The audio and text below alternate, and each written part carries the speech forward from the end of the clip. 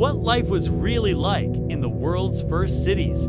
Hey everyone, welcome back to Bedtime Historian, Sleepy. Tonight we're drifting back into the world's very first cities. What life was actually like long before textbooks simplified everything. So get cozy, settle your pillow. But while you relax, don't forget to subscribe, like, and share this with a friend who loves drifting off to calm, surprising history. Let's drift back in time. So settle in, dim the lights, tuck yourself into whatever blanket situation you're currently negotiating with. And give yourself permission to let the day dissolve into something soft and simple. Because tonight, we're wandering slowly through the world's first cities. Not the romanticized versions with gleaming temples and noble citizens, strolling about with perfectly clean sandals. Not the movie set cities where someone dramatically holds up a torch and no one coughs from the smoke. And definitely not the school textbook version with a single paragraph labeled Ancient Civilizations. Squeezed awkwardly between the Stone Age and a chapter called something like The Birth of Iron and Social Problems. Note night.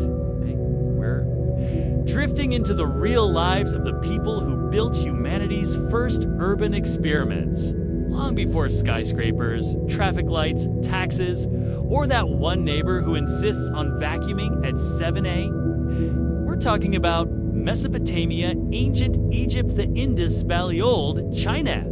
A handful of surprisingly sophisticated places that most people never hear about unless they take an archaeology class or accidentally wander into the documentary section of a streaming service at 2 a.m. But before we drift into the dust and dawn of ancient cities, let's create the little bedtime bubble we always do. Take a slow breath in and out. Let your shoulders soften. Allow your mind to become just hazy enough that every historical detail feels like it's floating gently, wrapped in warm linen. Because tonight, we're stepping quietly into the first cities humans ever made.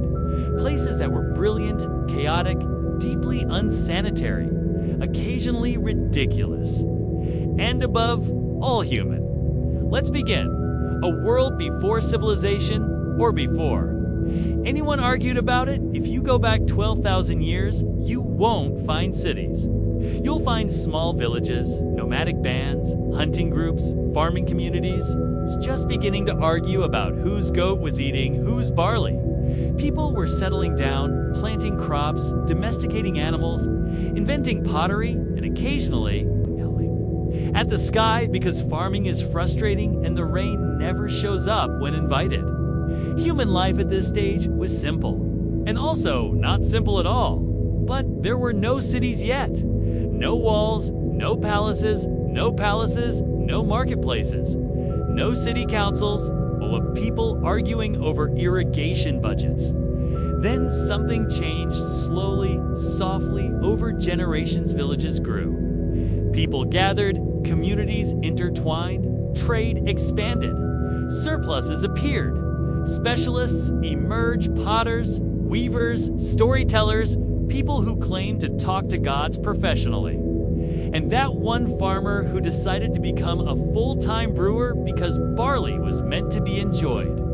And eventually, cities happened. Not accidentally, but not deliberately either. More like a very long, very messy group project. The kind where everyone has different ideas. And no one wrote down the original plan. Let's drift into the earliest of these places. Mesopotamia, where cities grew out of mud and ambition. Modern day. Iraq tends to show up in textbooks as the cradle of civilization, which sounds peaceful and cozy until you remember that cradles are often full of crying and chaos. And yes, the earliest cities were exactly that, cradles of innovation and cradles of problems. The land between the Tigris and Euphrates. Rivers was fertile. Crops flourished, settlements grew, and then, around 3500-3300 BCE, something remarkable happened.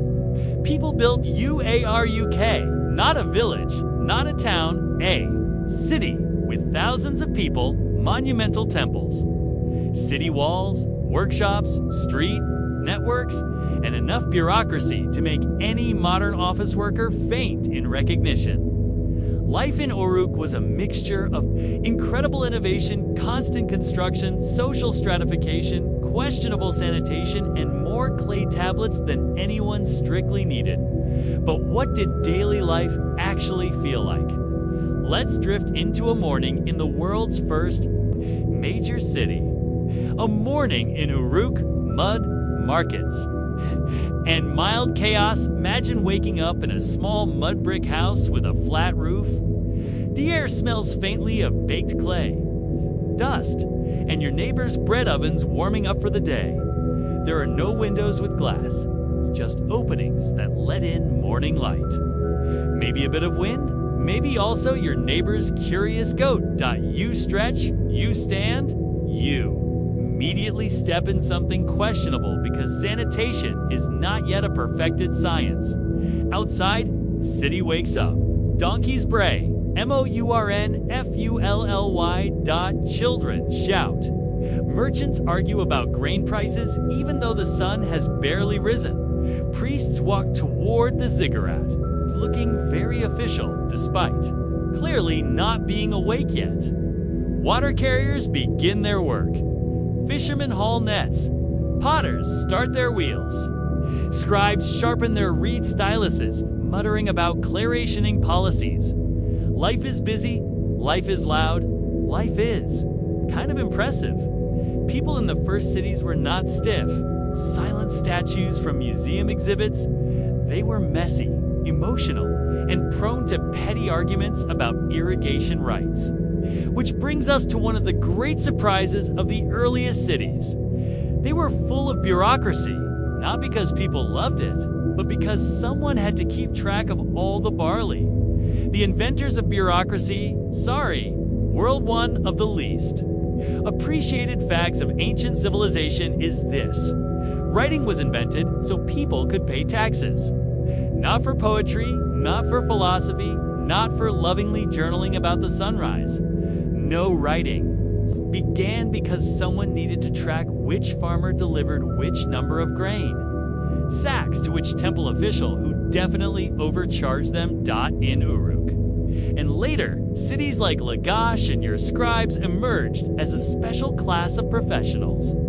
They sat with clay tablets, pressed wedge-shaped marks cuneiform into them, recorded everything from weak goats, beer labor quotas, temple donations, sheep that mysteriously went missing, and occasionally complaints disguised as inventory lists view. Things are more human than inventing, writing, and immediately using it to complain about work.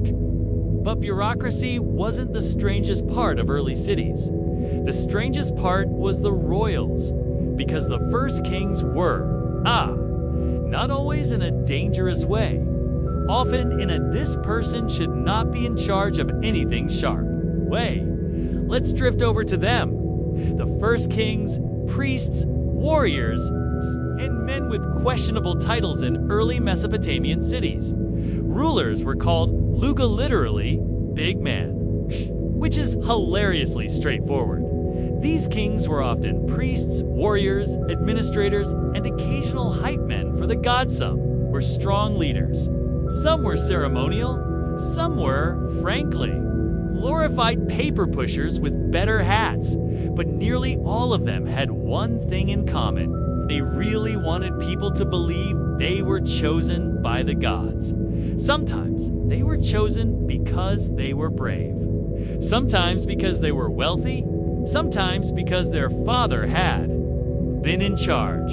And sometimes because they had spectacular hair. One king of Uruk was so famous for his beauty and strength that scribes spent centuries writing poems about him. He was described as two-thirds divine, which raises interesting biological questions. Questions we will not ask tonight, because this is a calming sleep story.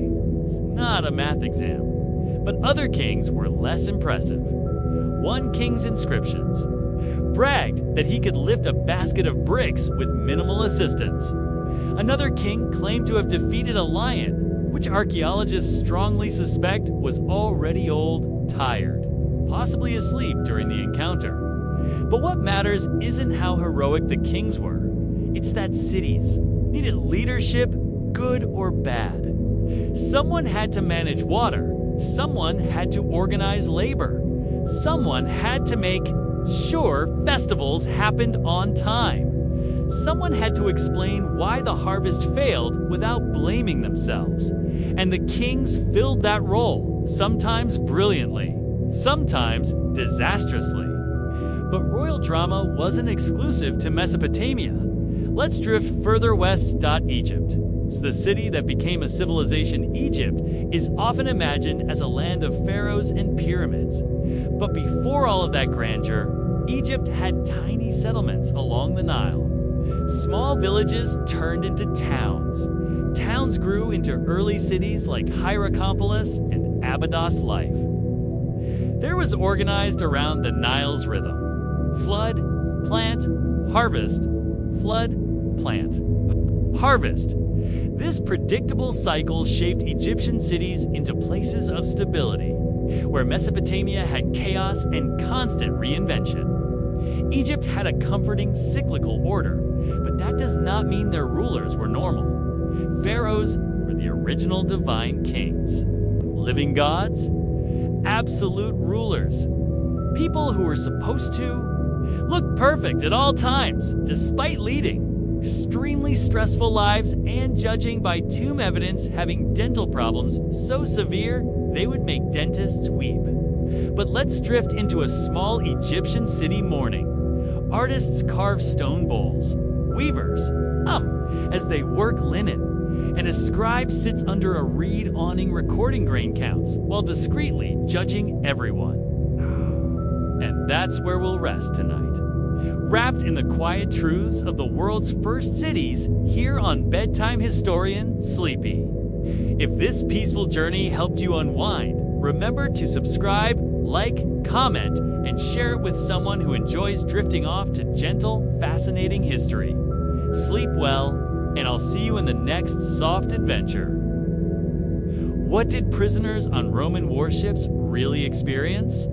Tonight, we're drifting back to the ancient Mediterranean, so if the lights are low, your blankets are tucked in, and you've exhaled whatever little bit of tension was still hanging around in your shoulders. Perfect, because the world we're visiting wasn't particularly relaxing, but we can be. Tonight's quiet wander takes us on to Roman warships, and, more specifically, into the lives of the people who got stuck on them without exactly volunteering.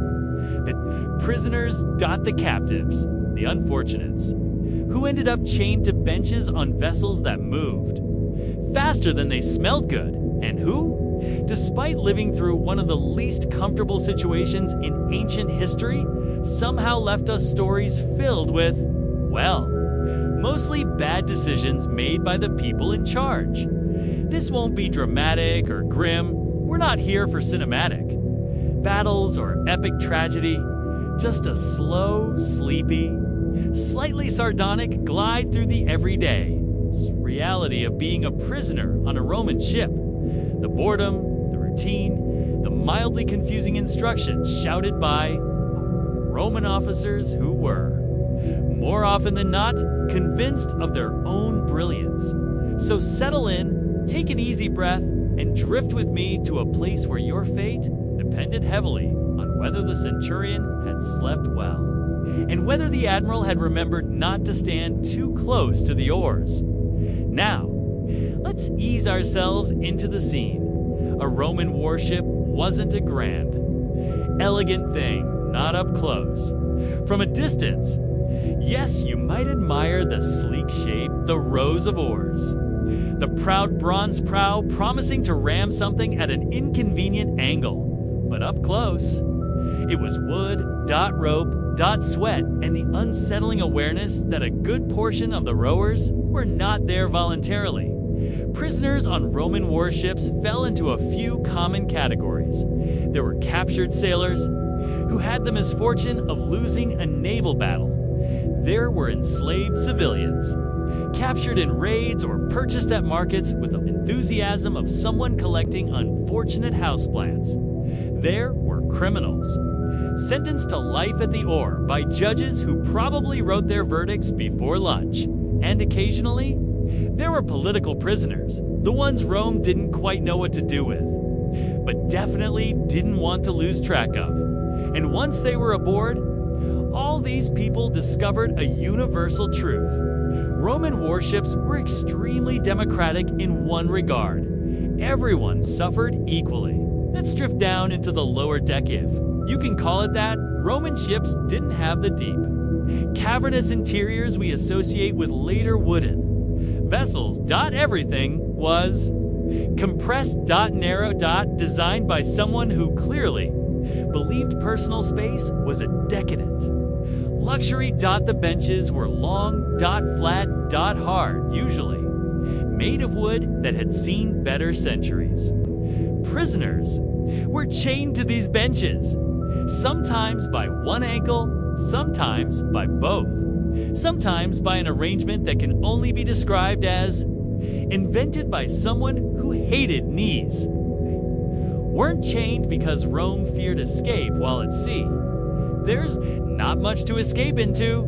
They were chained so no one could simply stand up, stretch, and wander away during rowing practice, which Romans considered a deeply unacceptable form of self-expression. And rowing was the main event, because prisoners didn't just row during battles, they rowed. Constantly, training. Travel. Patrols.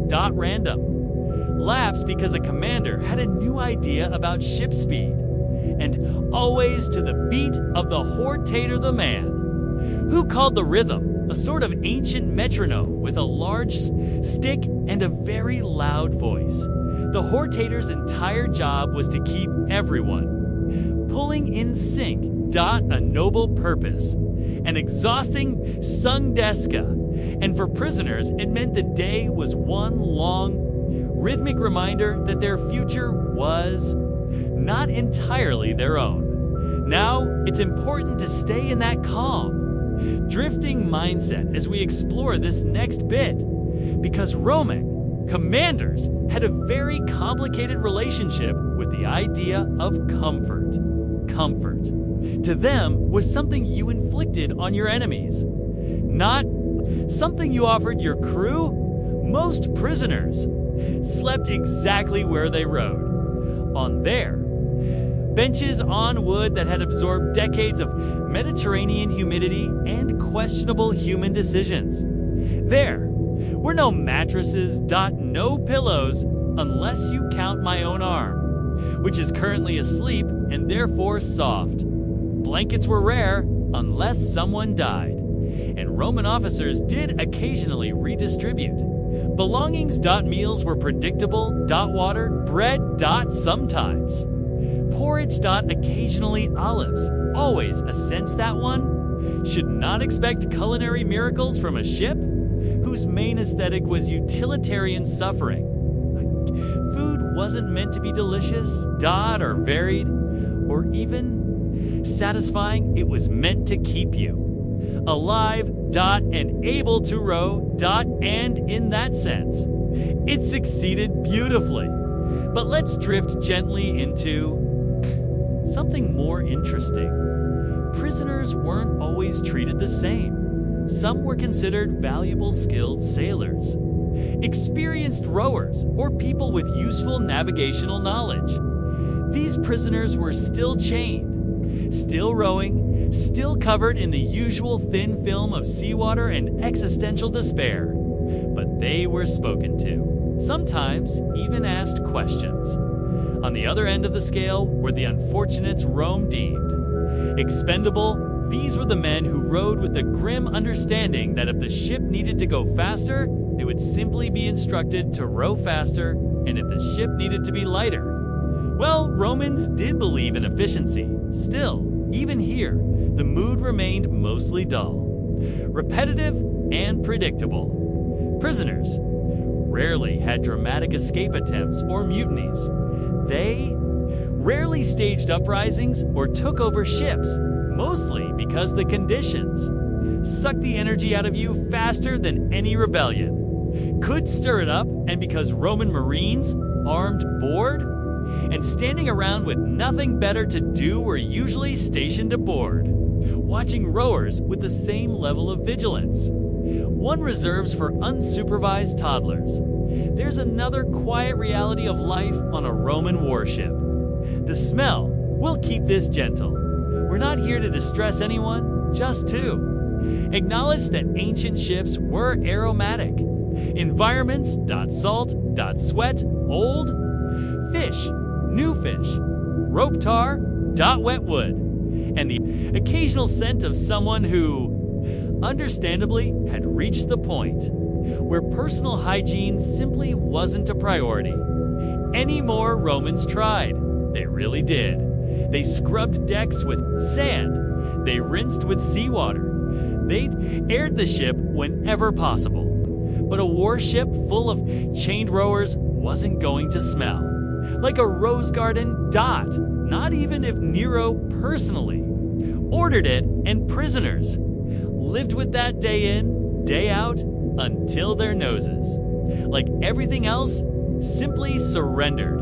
Now, let's drift to one of the more unexpected aspects of prisoner life: the near constant noise. Roman ships were loud, the crash of waves, the slap of oars hitting water, the shout of officers who had never once in their lives considered using an indoor voice, the rhythmic beat of the hortator, the creaking of wood that sounded exactly like a ship, contemplating its life choices, and prisoners, chained at their benches, experienced all of it. But noise becomes background eventually, predictable, almost soothing.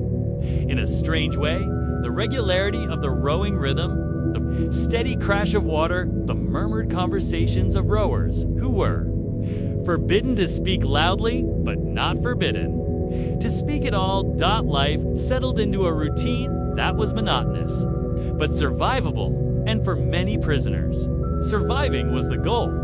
They couldn't escape, they couldn't negotiate, they couldn't bribe their way out, unless they happened to be extremely well connected, which, if they were, they probably wouldn't be here in the first place, but they could endure. Humans are remarkably good at endurance when the alternative is fall overboard and hope the gods like you. Today, one of the gentler, more surprising aspects of prisoner life was the occasional presence of entertainment. Not for prisoners specifically, but they were there, listening, watching, sometimes pretending not to enjoy it. Roman sailors sang, they told stories, they carved little shapes into the wood, they recited poems they barely remembered. Some mocked their commanders quietly, some mocked each other loudly. Humor, even in unpleasant places. Especially in unpleasant places, prisoners participated in these small moments of human connection, sometimes cautiously, sometimes openly. If the Marines were relaxed or distracted, it wasn't joy. Exactly, more like shared survival moments of humanity inside a machine built for war, and these small moments mattered. They made the days bearable. They made the rowing less monotonous. They created tiny pockets of something, almost like community, or at least shared misery, which is historically close enough. But let's drift gently now to something uniquely Roman. There, military discipline. Roman commanders were very proud of their discipline. They believed order was essential. They believed every soldier and every prisoner must follow the rhythm of the state. But the reality on warships was often more chaotic. Saltwater, sunburn, fatigue, generals who forgot to bring enough fresh water, commodores who steered too close to shore because they were convinced they knew a faster way, admirals who gave dramatic speeches no one could hear over the waves, and through it all, prisoners rode because they had to, because there was no alternative, because the ship only moved if they moved, which gave them a strange sort of power, not real power, not political or social or military, but functional power if prisoners refused to row.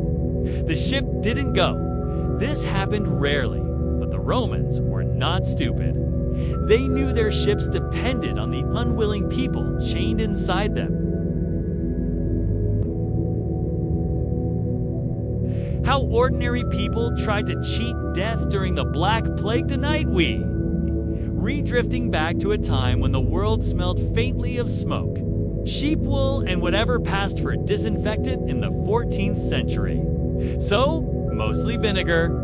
If you're settling into bed, go ahead and dim the lights, fluff the pillows, and let your modern comforts lull you into that very smug state where you know, deep down, that you are probably not going to contract a medieval super plague tonight.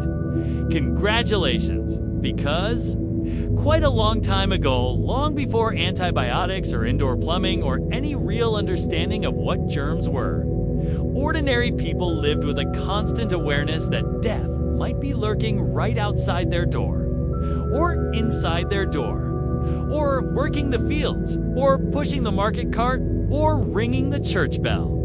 It was everywhere, and they knew it. And so, naturally, they tried to cheat it, not in dramatic, heroic ways. This isn't a story of noble sacrifices or medical breakthroughs. No, this is the slow kind of historical chaos, where everyone just sort of flailed around with herbs hope and bad advice from their cousin who definitely wasn't a doctor, but insisted he just knew these things. People tried everything, and none of it made sense. But they tried anyway, because that's what humans do when fear crawls in through the window and refuses to leave. So tonight, with soft voices and sleepy minds, we're going to wander through the world of ordinary people during the Black Plague, drifting gently from one attempted survival technique to the next. No drama, no cliffhangers, just a quiet parade of confused humans, doing their absolute best under circumstances that can only be described as medically tragic. Let's settle in and begin. We should start with a simple truth. Medieval people had no idea what caused the plague. Not a clue. To be fair, neither did anyone else for centuries, so we can't judge them too harshly. They didn't know about bacteria or rats or fleas. They didn't know about microbes, though they were extremely confident about bad smells, evil humors, and celestial misbehavior. If Saturn wiggled slightly out of place in the night sky, people started updating their wills. So when the plague began sweeping through Europe like a toddler smearing jam across a clean table indiscriminately and with great enthusiasm, people reacted in the only way they could, with guesses. Endless guesses. Creative guesses. Occasionally, impressively terrible guesses. And each guess came with a solution. Or at least, something that felt like a solution. Because when the world is collapsing, even a bad idea feels comforting if you perform it with enough sincerity. Let's drift toward one of the more common theories: bad air. Or miasma, if you want the medieval science term. People believed that the plague was basically a poisonous breeze, a deadly fog that rolled in, tapped you politely on the shoulder, and then proceeded to ruin your week. So how did people try to survive poisoned air? Well, they tried to fight smell with smell, a bold strategy that delivered exactly the results you might expect. One popular method was to carry little packets of herbs rose, mary, sage, lavender, and other plants that smelled like hope and denial. People walked around clutching these herbal bundles under their noses, breathing through them like medieval aromatherapy. Imagine an entire town moving around as if they were testing perfume strips at a very disappointing apothecary. Wealthier folks went a step further. They burned spices. They burned woods. They burned anything that smelled better than the plague, which, unfortunately, was almost everything. There are records of people burning juniper, pine resin, and even dried orange peels because, apparently, stress was not just for scurvy sailors, but also for desperate citizens in street-level survival mode. One noblewoman, whose name history did not bother to record, possibly out of mercy, was described as sitting in a room filled with burning rosemary branches while her servants waved scented cloths in the air like medieval air freshener dispensers. The goal was to keep fresh air circulating. Of course, the air wasn't fresh. It was basically a smokehouse. But she tried, and that's what mattered. If you were wealthy enough, you could also make elaborate pomander's little metal balls packed with fancy perfumes. Think of them as designer plague defense accessories. Some were gold, some were silver, some were shaped like fruit, because symbolism was very popular and nothing says I refuse to die today. Quite like holding a tiny gilded apple that smells like cloves. Slightly less wealthy people used onions. They cut them open. They placed them around the house. They hung them above the door. The idea was that onions could absorb the poisonous air. Apparently, in the same way they absorbed tears when you were chopping them. Whether the onions absorbed anything other than dust is debatable. But households everywhere sprouted dangling vegetables like slightly anxious Christmas decorations.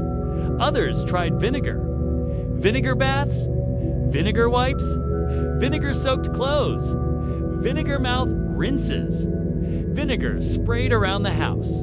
If the human body had a surface, there was a medieval person somewhere rubbing vinegar on it out of sheer desperation. At least vinegar actually kills bacteria, which is more than we can say for burning orange peels. But they didn't know that. They just knew it smelled sharp, clean, and faintly judgmental. Let's drift to another beloved theory, the stars. Medieval astrologers were very confident, deeply confident, that the plague had been caused by an unfortunate celestial alignment. Saturn, Jupiter, and Mars had apparently thrown a tantrum and lined up in the night sky in just the wrong way. A cosmic mistake. Space misbehaving. Ordinary people couldn't do anything about planetary misalignment. There were no medieval NASA missions to correct slightly off-kilter Saturn. So instead, they focused on managing their humors. You know, the classic four-body fluid approach: blood, phlegm, black bile, and yellow bile. A system that was always wrong, but very popular. If you were too hot, you needed to cool down. If you were too cold, you needed to warm up.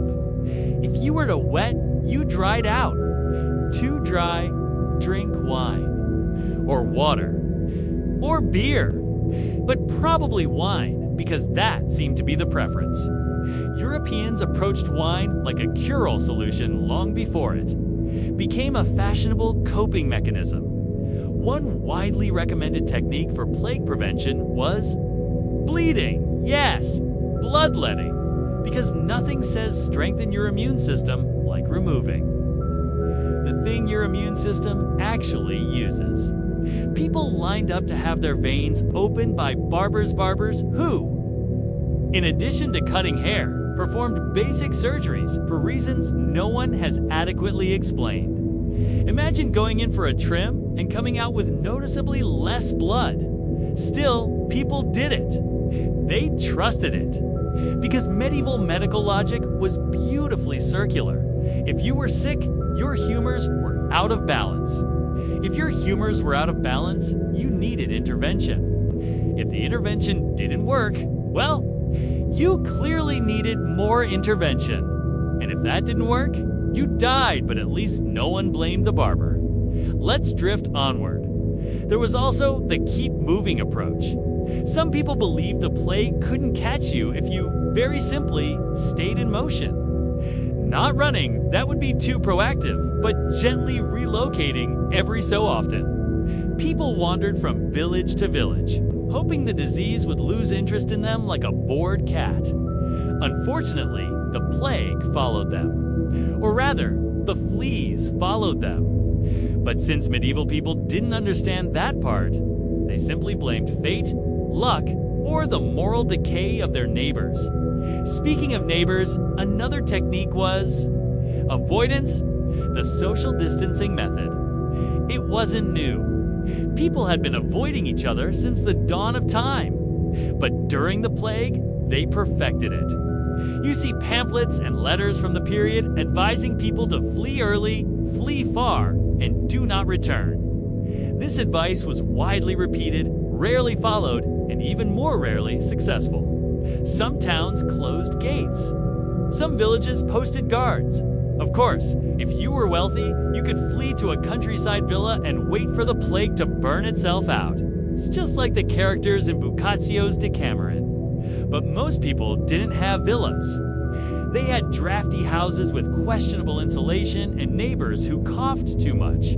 So fleeing wasn't always an option. For the average person, spiritual protection was far more accessible. Prayers, pilgrimages, reliquaries if a town happened to possess a saint's finger bone, a fragment of a tunic, or something that vaguely resembled a holy tooth. People flocked to it for help. One Italian village insisted a particular saint was especially good at warding off plagues despite the suspicious detail that the saint himself had died of a disease. But when you're scared, you don't ask for credentials. Religious processions also became popular. Very popular. Unfortunately, processions involved gathering large crowds and marching them slowly through town while everyone chanted and breathed on each other, which, as you may suspect, did not help. Some people even sought out flagellant groups of the men, who walked from town to town whipping themselves in hopes that God would forgive humanity and end the plague. By all accounts, it just created more crowds, more contact, more chaos, and even more plague. And that's where we'll let tonight's journey rest. A quiet glimpse into medieval life, explored softly here on Bedtime, Historian Sleepy. If this helped you unwind, don't forget to subscribe, like, comment, and share it with a friend who enjoys drifting off with a bit of cozy history.